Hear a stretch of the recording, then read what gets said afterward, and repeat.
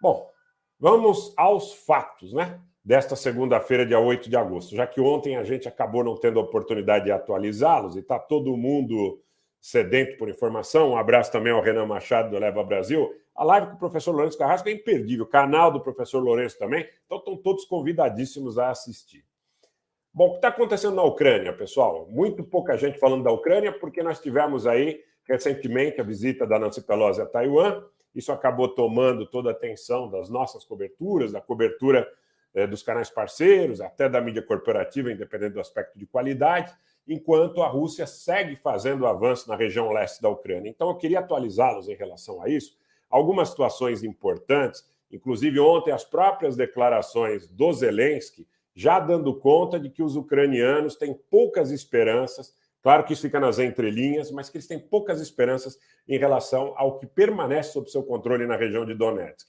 Os russos têm feito avanços importantes em relação a Donetsk. Hoje aconteceu uma coisa bastante importante no que diz respeito a essa tensão entre a Rússia e os Estados Unidos. Os russos retirando a permissão a que os Estados Unidos façam inspeções em suas instalações nucleares. Então, é um sinal de que as coisas continuam a se acirrar. Por que eu estou tomando isso hoje como um tema importante? Porque está todo mundo ficando distante dessa questão do conflito na Ucrânia, devido aos outros focos de tensão no mundo, no Cáucaso, nos Balcãs, a questão aí do conflito recente entre Israel e Palestina, a visita de Pelosi a Taiwan, como eu disse. Enquanto esse cenário na Ucrânia, ele vai de maneira constante para uma situação de impasse e agravamento. Por que a gente não pode esquecer? Porque a Rússia, efetivamente, está consolidando a sua posição no Donbas ou Donbass. Donetsk e Lugansk, praticamente já sob controle da Rússia. Algumas áreas no Donetsk ainda permanecem sob controle ucraniano, e algumas dessas áreas, inclusive, estão sendo objetivos de conflitos e de confrontos materiais muito fortes nessa data, nessa segunda-feira. Isso, efetivamente, deve se consolidar, gente.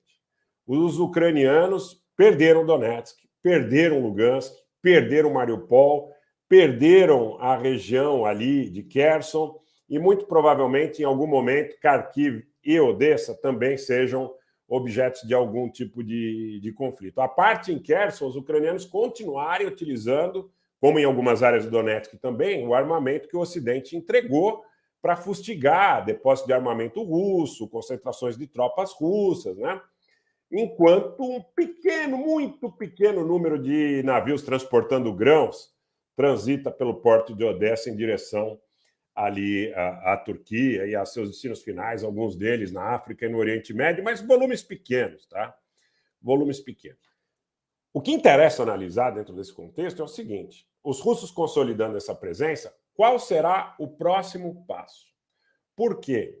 Porque, efetivamente, alguns referendos estão sendo convocados pelos russos, por exemplo, em Zaporizhzhia, onde eles acusam os ucranianos de atacarem a usina nuclear de maneira não exitosa, os ucranianos acusam os russos, e fica aquele disse-me-disse, quem foi que atacou, tentou atacar o reator nuclear, se em algum momento for atingido, a coisa vai ficar bastante complicada sob o aspecto do acidente que pode ser objeto desse ataque ao reator. Tá? Felizmente, até aqui não aconteceu.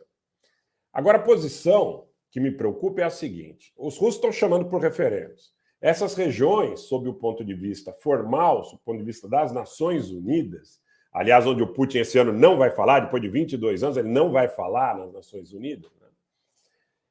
Elas acabam entrando numa situação de desuso.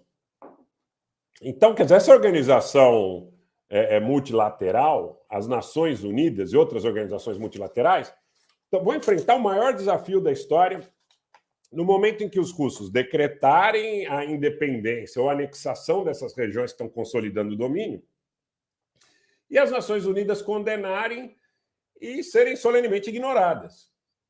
Serem solenemente ignoradas. Não que outras situações ao longo da história já não tenham sido objeto de solene e total desprezo por parte de países que foram estados a cumprir determinações e resoluções das Nações Unidas.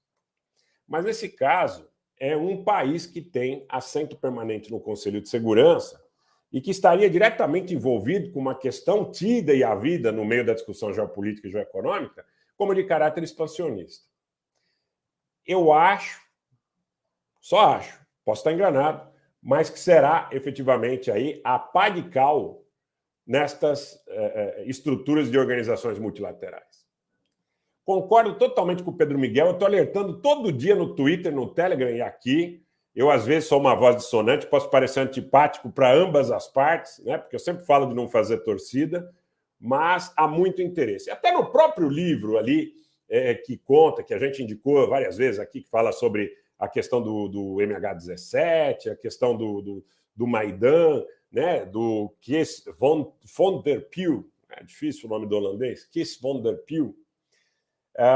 Naquele livro está muito claro, Pedro, que é tudo interesse. Eu sei que tem muita gente que quer ficar firme na torcida e fica puta da vida comigo, dizendo não, mas a situação não pode ser enfocada dessa forma, essa é uma forma um pouco cética, mas é a realidade que eu vejo e nesse sentido, eu tenho sido bastante leal e fiel à minha consciência e assim permanecerei. Eu tenho que levar informação de qualidade. Primeiro, sobre o aspecto factual do que está acontecendo no campo. E depois, nas análises de profundidade, não adianta eu vir aqui falar em alguma coisa que eu não acredito, eu não vou fazer isso. Não vou fazer nenhuma seara. Não vou falar em nada que eu não acredito. Por nenhum dinheiro, por nenhum interesse pessoal, por nada. Nada vai me alijar, vai me afastar. Em primeiro lugar, prestar conta à minha consciência. E aí, toda informação que a gente tem, mesmo aquela que a gente não possa transmitir, a gente tem que compilar em prol de disseminar um sentimento positivo para a sociedade, para pelo menos as pessoas deixem de ser enganadas, né? Esse é o bojo. E eu acho que com essa consolidação do domínio russo sobre o Donbas, sobre Mariupol, sobre Zaporizhzhia, sobre Kherson, eventualmente sobre Odessa e sobre Kharkiv, que seriam a pá de cal aí nas últimas saídas que os ucranianos têm em direção ao Mar Negro. E um eventual chamado das Nações Unidas que não vai ser cumprido, eu acho que a gente está caminhando para a implosão do modelo das organizações multilaterais do pós-Segunda Guerra Mundial. Eu acho que esse é o ponto mais importante, porque quando eu falei, olha, os russos seguem avançando no Donbás, outro motivo que me ocorreu naquele momento para fazer a chamada seria falar a falência das organizações multilaterais. A sinalização sobre a falência das organizações multilaterais me parece muito, muito, muito forte nesse momento. Poderia ser enfocado de uma maneira positiva por alguns, ou num primeiro momento de maneira positiva, por outros nem tanto, mas eu quero dizer que talvez essa questão seja importante, mas não é menos importante, para socorrer o entendimento de todos, que nós verifiquemos que os Estados nacionais estão completamente contaminados pelo interesse de poderes globalistas. Completamente contaminados. Uns mais, outros menos. Mesmo aqueles que se dizem arautos da defesa do interesse nacional, em alguns casos, eu não vou citar nomes e nem países aqui, mas muitas vezes estão tão atrelados e tão comprometidos com o interesse do globalismo que fica difícil entender onde as coisas começam e terminam em relação a essa oposição do nacionalismo e do globalismo.